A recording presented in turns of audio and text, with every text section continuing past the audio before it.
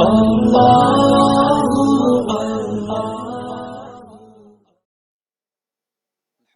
रब्बिल आलमीन वल आक़िबतु लिल मुत्तक़ीन वस्सलातु वस्सलामु अला सय्यिदिल अंबिया'i वल मुरसलीन व अला आलिहि व अस्हाबिहि अत्तय्यिबीन अत्ताहिरीन अम्मा बअद फ़अऊज़ु बिल्लाहि मिनश शैतानिर रजीम इन्नद-दीन इंदल्लाहिल इस्लाम सदक़ल्लाहुल अज़ीम व सदक़ रसूलुहुन नबियुल अमीनुल मुख्तारुल करीम।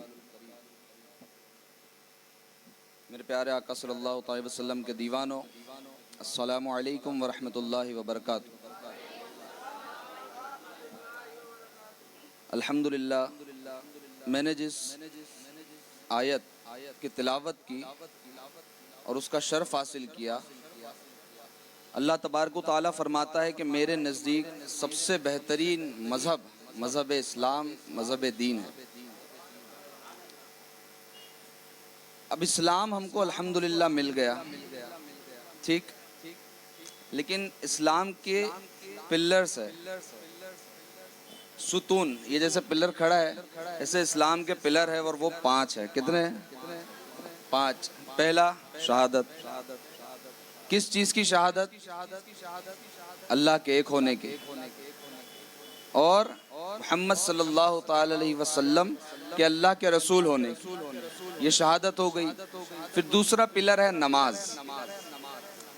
नमाज जो 5 वक्त की हम पर फ़र्ज़ है, अल्हम्दुलिल्लाह, फजर, ज़ोहर, असर, मगरिब, इशा, ये 5 फ़र्ज़ है।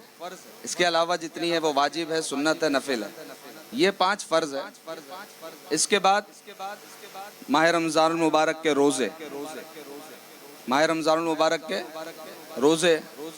अब माह रमज़ान मुबारक में 30 या 29 जितने भी रोज़े हैं ये हम पर फ़र्ज़ है। इसके बाद ज़कात, अगर हमारे पास माल है तो हम पर ज़कात फ़र्ज़ है। और 5वां हज बैतुल्लाह। अल्हम्दुलिल्लाह, जिस मुबारक महीना चल रहा है वो हज का महीना है और कई मुसाफिर इसकी तैयारी भी कर रहे होंगे कि वो काबतुल्लाह को देखने जाए। तो अल्हम्दुलिल्लाह, जो पहला पिलर है वो हमने शहादत देकर हम इसके आगे निकल गए। हमने शहादत दे दी कि अल्लाह एक है और मोहम्मद सल्लल्लाहु ताला अलैहि वसल्लम अल्लाह के रसूल है। इसके बाद जो दूसरा पिलर है नमाज, ये बहुत अहम पिलर है। सबसे जो ज़रूरी पिलर है वो नमाज है, चाहे कब्र के लिए चाहे हश्र के लिए। अभी भाई पढ़ रहे थे कि लाज रखना मेरी किस चीज से? महशर में ताजदार हरम को मुंह दिखाने से। यानी हुजूर सल्लल्लाहु ताला अलैहि वसल्लम को मुंह दिखाने के लिए ए मोइने बेकसा मेरी लाज रखना। किस चीज में? हमने जो गुनाह किए ना उसके पर्दगी में। तो हमारे लिए जो सबसे बेहतरीन चीज है जो हमारे लिए काम आएगी महशर में, वो हमारी नमाज है। लेकिन वो नमाज कैसी होनी चाहिए वो इंशाल्लाह आगे हर हफ्ते जब बयान होगा तो उसमें हम बात करेंगे कि नमाज कैसी होनी चाहिए जो हमारे लिए महशर में काम आएगी। ठीक है। अब सबसे पहली चीज जो एक मुसलमान के लिए कलमा पढ़ने के बाद जो सबसे पहली चीज जरूरी हो गई वो है गुस्ल। ठीक, सबसे पहली चीज कलमा पढ़ने के बाद हमें कोई भी नेकी करनी है, अगर फर्ज काम करना है तो उसके लिए हमें गुस्ल से और वजू से होना होगा। वजू से पहले आता है गुस्ल। तो आज इंशाअल्लाह तबारक व तआला हम गुस्ल का तरीका सीखेंगे, गुस्ल में क्या फर्ज है ये सीखेंगे इंशाअल्लाह। तो गुस्ल हम पर कब फर्ज होता है?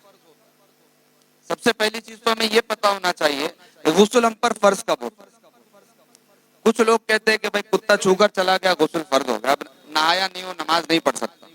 ये चीज होती है, हमने सुनी हो, आपने भी सुनी होगी। तो कुत्ते के छू जाने से गुस्ल फर्ज नहीं होता। हाँ, उससे कपड़ा नापाक होता है, आप कपड़े को धोकर नमाज पढ़ सकते हो। तो गुस्ल हम पर फर्ज कब होता है? तो गुस्ल हम पर फर्ज होता है, एक, अगर हम शादीशुदा है, हमने अपनी बीवी के साथ मुबाशरत की तो हम पर गुस्ल फर्ज हो गया। दूसरा, अगर आप गैर शादीशुदा है तो अगर नाइट फॉल हो गया तो गुस्ल फर्ज हो गया। एक तीसरा तरीका और है जिसमें गुस्ल फर्ज होता है लेकिन वो बहुत बड़ा गुनाह, ठीक है, वो गुनाह से बचा करे जिस गुनाह को कहते हैं मुजतनी, ठीक है। हम ना शादीशुदा है, ना नाइट में नाइट फॉल हुआ, ना हमें नाइट फॉल हुआ, उसके बाद भी हम अपने हाथ से अपनी ख्वाहिश को पूरी करते हैं, उसे कहते हैं मुजतनी, और इससे हम पर गुस्ल फर्ज होता है। लेकिन ये बहुत बड़ा गुनाह है, इतना इतना बड़ा गुनाह है कि कहा जाता है कि जिसने ये अमल किया और जब वो गुस्ल के लिए गया तो उसके जिस्म से जितने कतरे पानी गिरे मस होकर, उस हर कतरे पर अल्लाह तबारक व तआला एक शैतान को पैदा फरमाता, और फिर वो शैतान जितने लोगों को भड़काता है और उनका गुनाह, फिर वो सारा गुनाह उस इंसान के सर पे आता है। तो ये इतना बड़ा गुनाह है, और ये गुनाह हमारे नौजवानों में बड़ा फैला हुआ है। तो इस गुनाह से बचने की कोशिश करेंगे इंशाल्लाह। और जो हम सीख रहे हैं ना यहाँ पर, वो सिर्फ सीखना नहीं है, इस पर अमल भी करना है और उसके बाद दूसरों तक पहुंचाना है, पहुंचाएंगे इंशाल्लाह, ठीक है। तो अब गुस्ल, ये 3 चीजों पे फर्ज हो गया। इसके अलावा ईद और जुमा के दिन भी गुस्ल फर्ज है, ठीक है। ईद और जुमा की नमाज के लिए भी गुस्ल फर्ज है। हम बिना गुस्ल किए नमाज पढ़ेंगे, नमाज हो जाएगी, कबूल भी होगी, लेकिन ये समझ ले कि वो भी फर्ज है। ईद के दिन आपको नया कपड़ा पहनना है, नमाज के लिए गुस्ल करना है, नया कपड़ा पहनना है, अच्छा कपड़ा पहनना है, खुशबू लगानी है, बालों में तेल लगाना है, आंखों में सुरमा लगाना है, ये सारी चीजें सुन्नत मोहम्मद सल्लल्लाहु अलैहि वसल्लम। अब हम पर गुस्ल हो गया फर्ज, अब हम गए गुस्ल के लिए। तो गुस्ल करने के लिए हमें सबसे पहले क्या करना चाहिए? हमने पानी में से हाथ डाला, बाल्टी में पानी ले लिया, अगर आपके पास ड्रम है तो ड्रम से आपने बाल्टी में पानी लिया, हमने हाथ डुबा दिए, गुस्ल हम पर फर्ज है, हमने हाथ डुबा दिया, पानी निकाल लिया। अब वो पानी हमारे लिए गुस्ल के लायक ही नहीं, तो सबसे पहले तो पानी का भी गुस्ल के लिए लायक होना जरूरी है। ज्यादातर घरों में यही होता है कि ड्रम होता है, जिस घर में टाकी है, नल लगे हुए, शावर है, तो उसका फिर वो मसला ही नहीं आता। शावर से आपने अगर डायरेक्ट नहा लिया तो पानी साफ सुथरा ही बहता हुआ पानी आ रहा है। अब आपने ड्रम से पानी लिया, वो पानी पहले ही नापाक हो चुका, अब आप उससे गुस्ल कर रहे हो, आपका गुस्ल नहीं हुआ, क्योंकि गुस्ल के लिए तो सबसे पहले पानी का भी पाक होना जरूरी है। पानी तो आपने खुद ही नापाक कर दिया, खुद तो थे, फिर हमने पानी भी नापाक कर दिया। तो पहले तो सबसे पहले पानी पाक और साफ होना चाहिए, ठीक है। ये मसला आगे बताएंगे, उस पानी को भी पाक किस तरह किया जाए, जो पानी हमने नापाक कर दिया है उसको भी पाक किस तरह किया जाए। अब आपने ड्रम में हाथ डाला वगैरह, पानी निकाल लिया, अब एक पानी आपने बाल्टी में भर लिया। अब आपको पता चल गया कि इस तरीके से वो पानी नापाक हो चुका है, क्योंकि हमारा हाथ डूब चुका है। तो अगर उससे बचना है तो पहले अपने हाथ को यहाँ तक धो ले, अपने हाथों को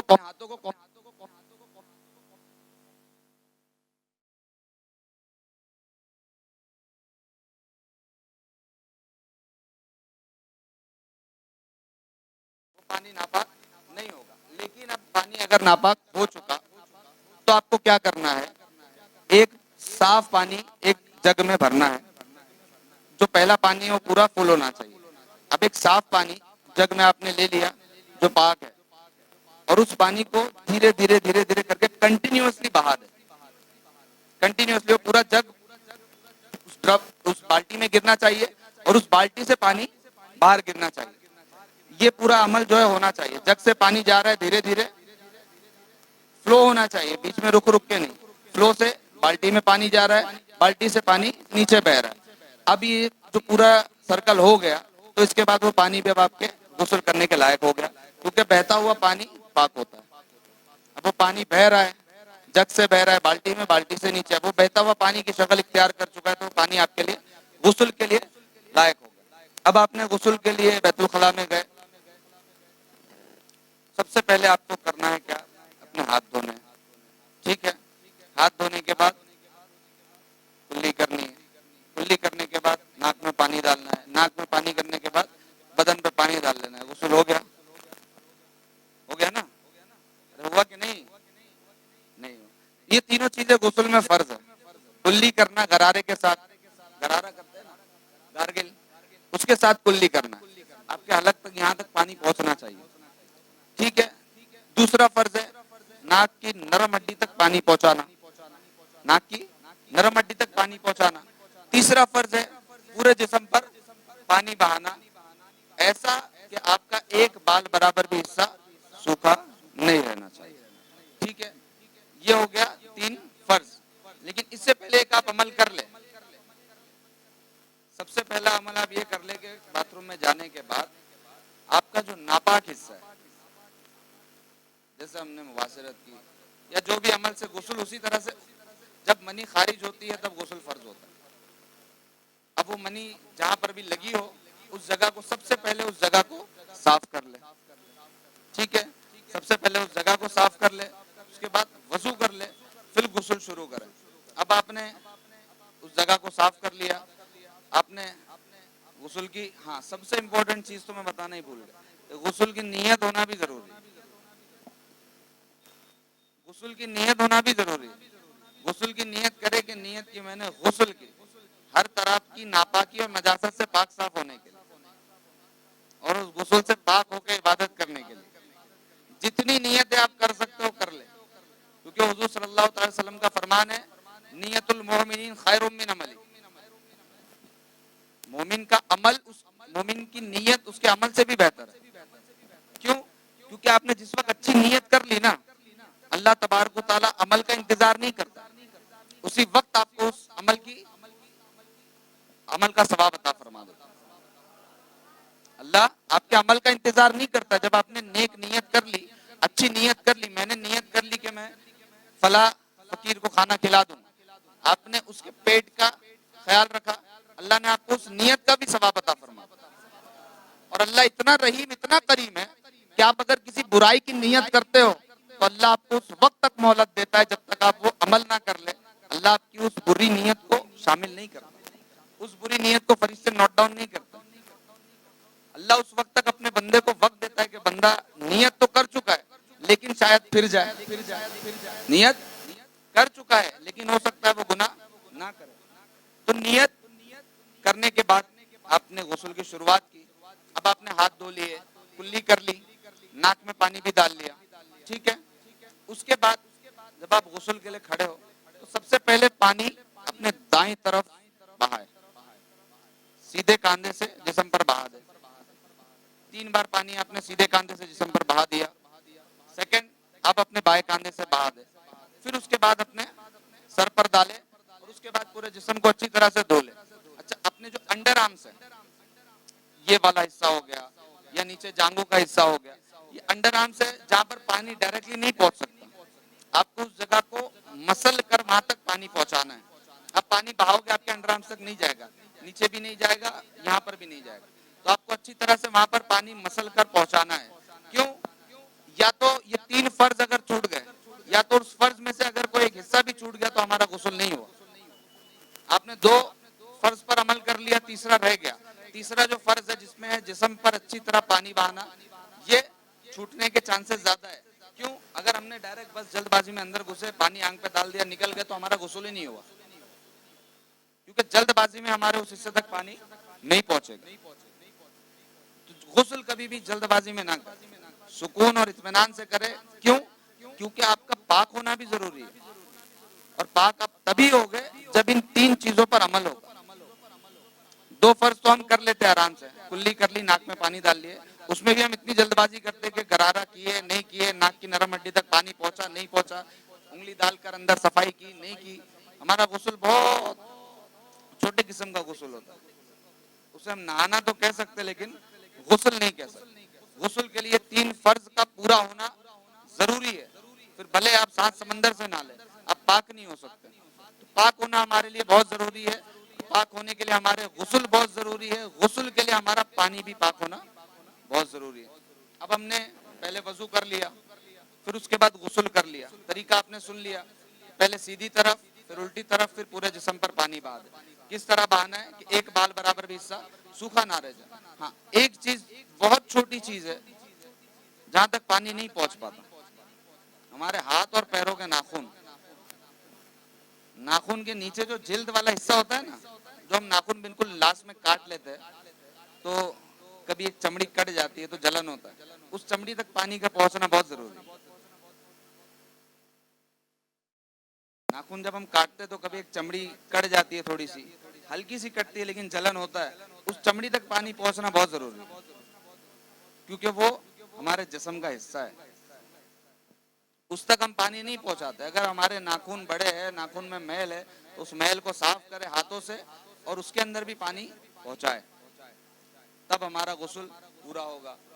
आंख जो है, आंखें की पलकें कभी कभार सूखी रह जाती है अंदर, ये वाली पलकें, इसको अच्छी तरह से मसल ले। हम अगर सुबह सोकर उठे, हमने नॉर्मली गुस्ल कर लिया और अगर इसको अच्छे से नहीं मसले तो उसके ऊपर हमारे वो जो आंखों की पपड़ियां कचरे निकलते वो सूख कर कड़क हो जाते हैं। उसमें फिर हम पानी, अगर वो सूखा जो रह गया हमने नहीं निकाला तो उसके अंदर पानी नहीं पहुंचेगा, सिर्फ जो सूखा था उसी पर पानी चला जाएगा, उसमें भी हमारा गुस्ल नहीं होगा। तो गुस्ल बहुत बारीक चीज और सबसे इंपॉर्टेंट चीज है, क्योंकि अगर आपका गुस्ल नहीं है तो फिर आप कोई इबादत नहीं कर सकते आगे, ना आप फिर नमाज पढ़ सकते हो, ना फिर आप कुरान पढ़ सकते हो, ना आप जिक्र अस्कार कर सकते हो। गुस्ल सबसे इंपॉर्टेंट। मैंने तो बात अभी जल्दबाजी में बयान की, जिस तरह भी बयान की, मेरे बताने में अगर कोई गलती हो तो अल्लाह उसे माफ करे, लेकिन जितनी समझ में आई उसको समझकर आप और भी आलिम के साथ बैठे और गुस्ल के बारे में और फराए और जो उसके बारे में मसले मसाइल है उसको सीखे, क्योंकि गुस्ल के मसले मसाइल सिर्फ इतने नहीं है जितने मैंने बताए, और भी मसले मसाइल है जिसका सीखना हम पर फर्ज है। हुजूर सल्लल्लाहु अलैहि वसल्लम ने हमें दीन इस्लाम को सीखने का हुक्म दिया। हमें ना हुजूर सल्लल्लाहु अलैहि वसल्लम ने फरमाया कि आप इंग्लिश सीखो, आप हिंदी सीखो, आप साइंस जाओ, आप कॉमर्स जाओ, आप आर्ट्स जाओ। मेरे सरकार ने फरमाया इल्म दीन सीखो, इल्म दीन सीखो और इल्म दीन सिखाओ। हमने सारा इल्म सीख लिया, इल्म दिल से दूरी इख्तियार कर ली। हम समझते हैं हम बस पैदा मुसलमान हो गए, हमारे लिए इतना काफी है। इतना काफी तो नहीं है। इतना अगर काफी होता फिर ये जितने भी आलिम है, हाफिज है, ये जो मदरसों में अपने घर बार को छोड़कर अपने घर वालों से दूरी इख्तियार करके मुश्किलों को, मतलब जो है मुश्किलों में रहकर वो इल्म दीन सीख रहे हैं, वो ऐसे ही थोड़ी सीख रहे है ना।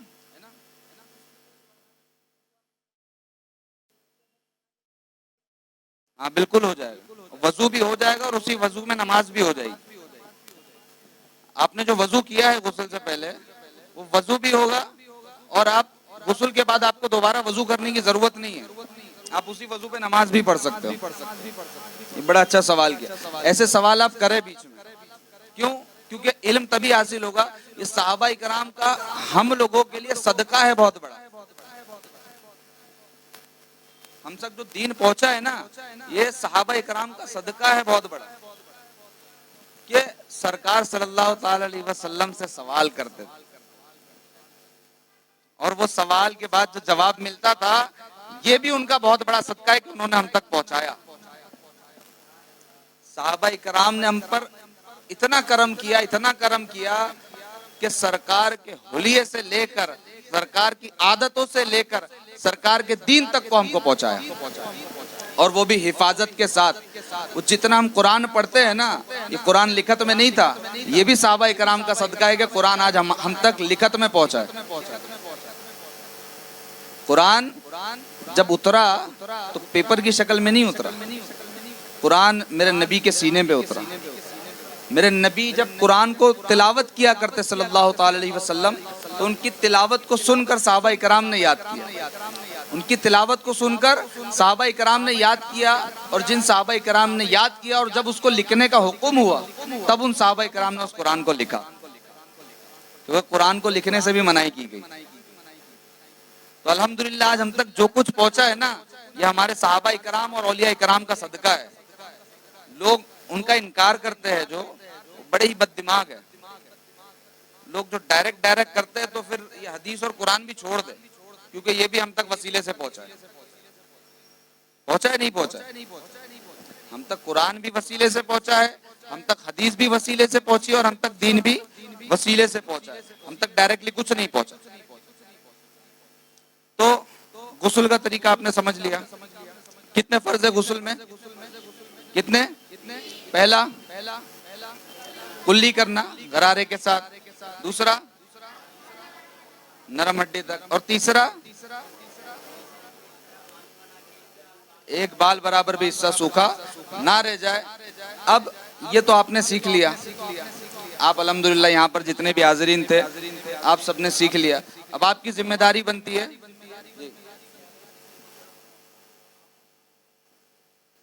अगर जख्म ऐसा है कि पानी के लगाने से खराब हो सकता है, यानी उसके अंदर और भी बीमारी अगर पहुंच सकती है, जैसे पानी अगर किसी जख्म पे लग जाए तो एक तो जख्म होता है जो साफ होता है।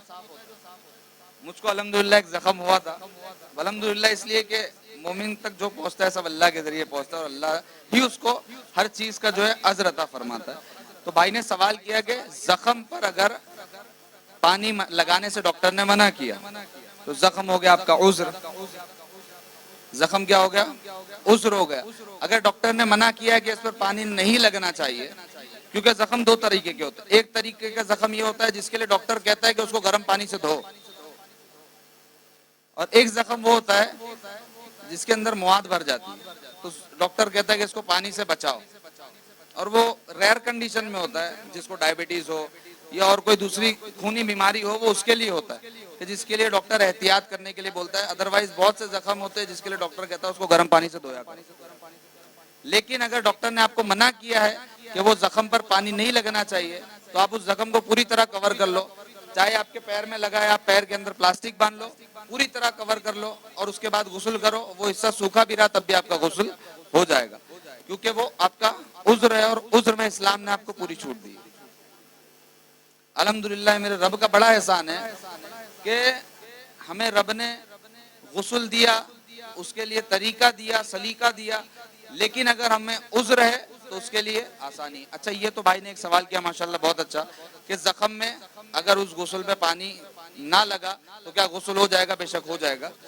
एक चीज है, ये तो भाई ने सवाल किया जख्म का, अब पानी ही ना होना भी बहुत बड़ा उज़्र है। अब अगर गुस्ल के लिए पानी ही नहीं है तो बंदा गुस्ल कहां से करे? पानी का ना होना भी बहुत बड़ा उज़्र है। बहुत से ऐसे इलाके जहाँ पर सूखा पड़ा है, पानी नहीं है, बंदा नापाक तो हो गया, गुस्ल कैसे करे? तो बंदा तयम्मुम कर सकता है मिट्टी से। अब मिट्टी तो हर जगह होती है, देखो अल्लाह ने हमें कितना कुछ अता किया और उसके बाद अल्लाह ने फरमाया फबिअय्यि आलाइ रब्बिकुमा तुकज़्ज़िबान, तुम मेरी किन किन नेमतों को झुटलाओ। हम ये सांस ले रहे हैं अल्लाह की नेमत, हम देख रहे अल्लाह की नेमत है, हम सुन रहे, बोल रहे, चल रहे, फिर रहे, बैठ रहे। बैठना भी बहुत बड़ी अल्लाह की नेमत है। कई लोग ऐसे हैं जिनको बैठना भी नसीब नहीं हो, तो अल्लाह की नेमत है। आप अगर चाहो तो अल्लाह की सना करते करते थक जाओ, लेकिन अल्लाह की ना सना खत्म होगी ना अल्लाह की अता खत्म होगी। अल्लाह ने हमको इतना दिया कि हम अगर गौर व फिक्र करें तो हम हर वक्त सुभान अल्लाह के विर्द में इंशाअल्लाह तबारक व तआला हम मशगूल रहेंगे।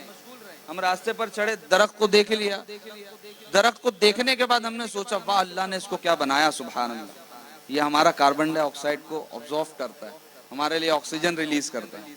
क्या अल्लाह की कुदरत है, सुभान अल्लाह, माशाअल्लाह। हवाएं चल रही है, हवा के साथ ऑक्सीजन मिलकर हम तक पहुंच रही है और अल्लाह ने हमारे लिए उस पर कोई चार्ज भी नहीं रखा। आप हॉस्पिटल में ऑक्सीजन लेने चले जाओ, आपको हॉस्पिटल में ऑक्सीजन का चार्ज क्या कितना होता है पता चले, पर अल्लाह ने हमें ऑक्सीजन फ्री में दी, अल्हम्दुलिल्लाह। हमें चाहिए कि अल्लाह का शुक्र अदा करें। अल्लाह बड़ा राजी होता है अगर बंदा उसका शुक्र अदा करता है। आप अगर गिरो भी ना तो अल्लाह का शुक्र अदा करो, मौला तूने मुझे बड़ी मुसीबत से बचा लिया। अगर आप गिरो भी तो अल्लाह का शुक्र अदा करो। अभी भाई कौन सी पढ़ रहे थे? गिर के संभलना।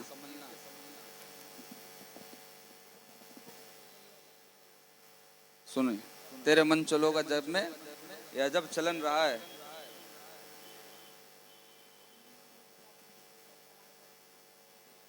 कभी गिर के आह भरना, कभी आह भर के गिरना। तो ये मोहब्बत में गिरना है, ये मोहब्बत में गिरता है। गिरता भी है तो शुक्र अदा करता है, सुभान अल्लाह। बंदा गिरता भी है तो शुक्र अदा करता है। आला हजरत का एक कलाम है, मुझको भी याद नहीं आ रहा वो शेर, आला हजरत ने भी कुछ इसी गिरने पर फरमाया है। लेकिन अल्लाह का आप शुक्र अदा करें, जितना आप शुक्र अदा करेंगे अल्लाह आपको उतना देगा। जितनी आप लोगों से जब भी मिलते हैं ना, कोई हमसे पूछ ले भाई सब कैसा चल रहा है, तो हम कहते हैं अरे यार क्या बताए। तो अल्लाह का शुक्र अदा करें, जितना हो सके अल्लाह का शुक्र अदा करें। गुस्ल आपने तरीका समाप्त कर लिया, अब इस पर अमल करेंगे और सही तरीके से गुस्ल करेंगे इंशाल्लाह। सबसे पहली बड़ी जिम्मेदारी है कि अपने घर जाकर अपने बीवी बच्चों को, अपने भाइयों को ये तरीका समझाए और अगर वो इस अमल को करते हैं या पानी अगर वो नापाकी में हाथ डाल देते हैं तो इस अमल से रोके और इसी तरीके से गुस्ल करें। इंशाल्लाह गुस्ल होगा, वज़ू होगी, नमाज होगी तो इंशाल्लाह हमारी सारी ज़िंदगी बेहतर होगी। व आखिर दाना वल्हम्दुलिल्लाहि रब्बिल आलमीन। अस्सलामु अलैकुम।